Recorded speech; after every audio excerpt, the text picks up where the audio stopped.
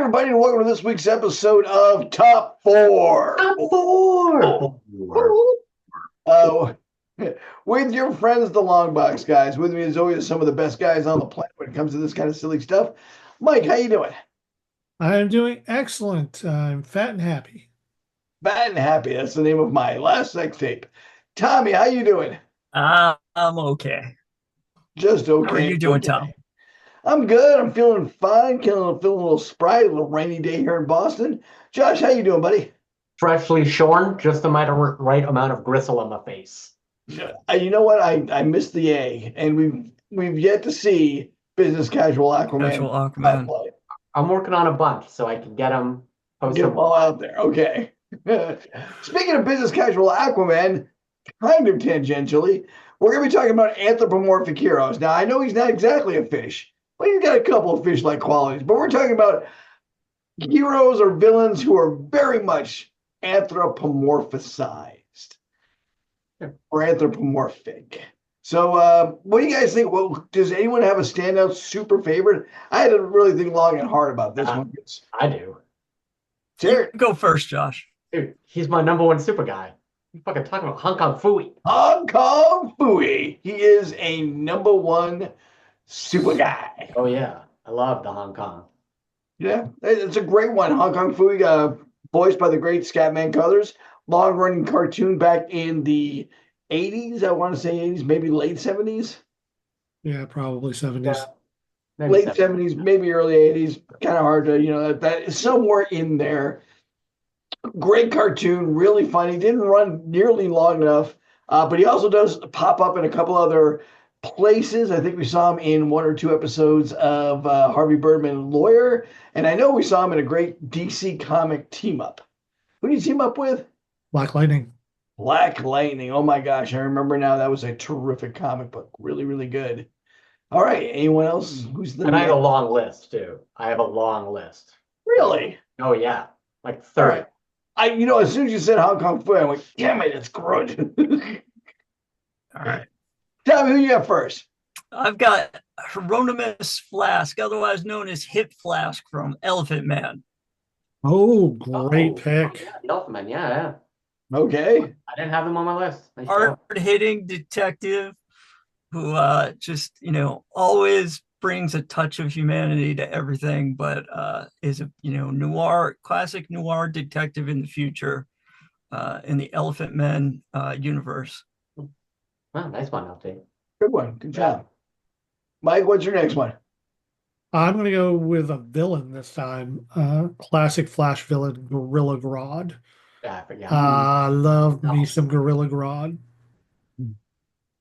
Yeah, Gorilla Grodd, a long mainstay in the Flash universe and the DC universe. A heavy hitter, I would say, goes up and down sometimes. Sometimes he's, being beaten up by Batman and reprogramming dolls to talk funny. That was in one of the DC, comic, DC Adventures of Batman Christmas special, where I thought they kind of made Gorilla Grodd a little bit too low key. Voiced by Kelsey Grammer. Yeah, he's definitely. Was that Gorilla Grodd or was that Ultra Humanite? I believe that was Gorilla Grodd, but I could be wrong. I think you're thinking of Ultra Humanite. I sometimes get them conflated, and that's okay by me. That means I'm a little bit racist. Speciesist. Speciesist. Speaking of species, I'll come up with my first one here. And I thought long and hard about this. It is a villain, and he's only 1/4 anthropomorphic. Anybody got a guess? 1/4? Animal, vegetable, mineral man. That'd be 1/3. Oh, there's a little something else in there, too. You don't know what he's And got. I'm also not good at math. Wait, animal, vegetable, mineral, man. Okay. That's the way I was doing it. Along kind of a, I don't want to say comic, because in the comic books, he's actually pretty menacing. In the TV show, not as much. But this is a legitimate bad guy in the Doom Patrol genre, or oeuvre. And I always thought he was kind of cool. I always liked him when I saw him. Okay. Yeah, it's dangerous to have a a dinosaur growing out of your Yeah. shoulder. Especially You know a what? I combative. believe that's He's not always in line with everybody else. Yeah. Yeah. He's just doing his own dino thing over there. Yeah. For honorable mentions, I'm going to go with Dr. Dinosaur Oh, nice. from Atomic Robo. Moving up the list. I know Josh has a long list. I'm gonna go with Sauron So, oh yeah. because he can cure cancer, but he doesn't Don't want want to. Still one of Josh and I's favorite lines in any comic book. Any comic ever, yeah. I'm gonna go with Optimus Prime.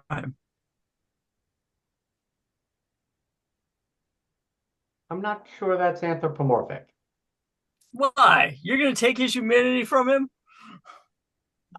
I suppose in the opposite direction.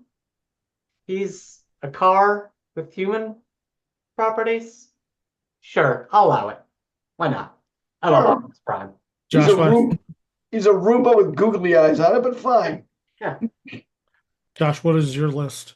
You have a long one.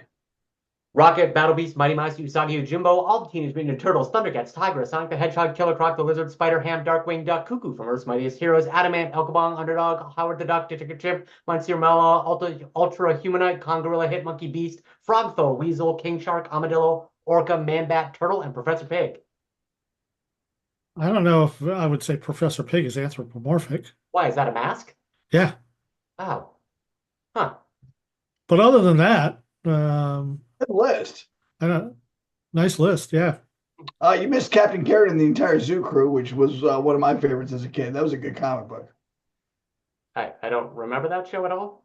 It's like not in It my was a head. comic book, and there was one that you could not get over how much you liked, and that was Daredevil. Oh, gotcha. Okay, that whole genre. Yeah. Yeah. You loved Daredevil. That was your I did world love for Daredevil. half a second. It was my favorite. Yeah. Yeah. Because he would stand in the headlights. Yeah, Daredevil. He's not afraid. All right. I'm there, man. Yeah, I like that comic book a lot. Captain Carrot and the Zoo Crew. I liked Iron Pig, all those guys. They were fun. Yeah.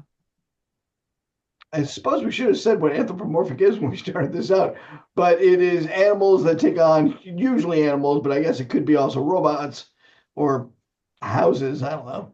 They take on human-like visage or form. Does anyone else have anybody else? Josh had a million honorable mentions. Anybody else have one? I'm just going to mention Detective Chimp.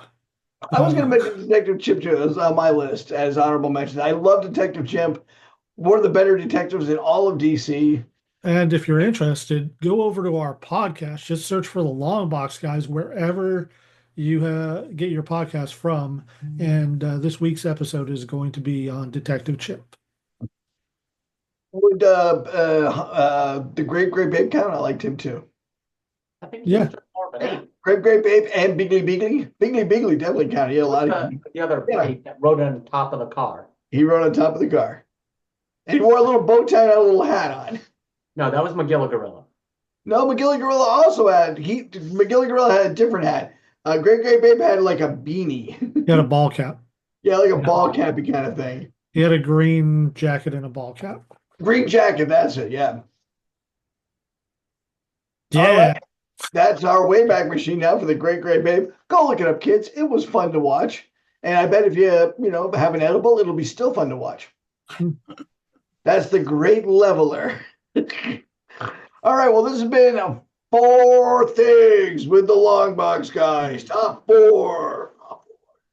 And as Mike said, if you want to hear more about us, you can listen to our terrific podcast, which you can find anywhere. And thanks for watching. Love you. Bye-bye. Bye-bye. Bye.